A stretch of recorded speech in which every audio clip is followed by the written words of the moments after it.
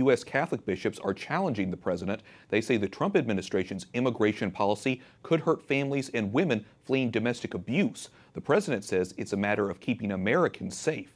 White House correspondent Mark Irons reports. Good evening, Mark.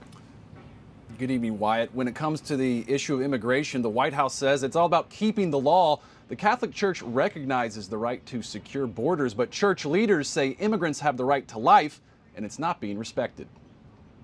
We cannot remain silent. This is really a crisis situation. And all of my experience in immigration, it's never been quite this bad. U.S. bishops meeting in Fort Lauderdale, Florida, are reacting to policy coming out of the Trump administration.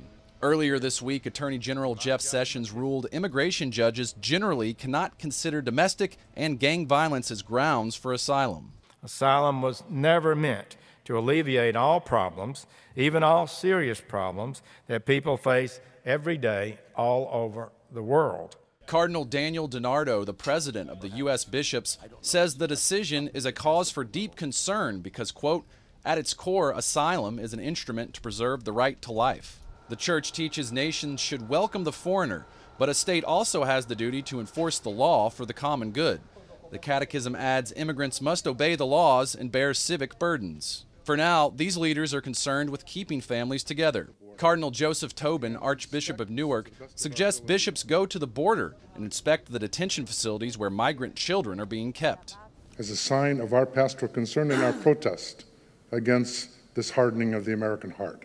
Bishop Edward Weisenberger of Tucson even asked if Catholics involved in the immigration crackdown should face penalties, although he didn't specify what they would be. I think it's important to point out that canonical penalties are there in place to heal, first and foremost to heal, and therefore, for the salvation of these people's souls, maybe it's time for us to look at canonical penalties.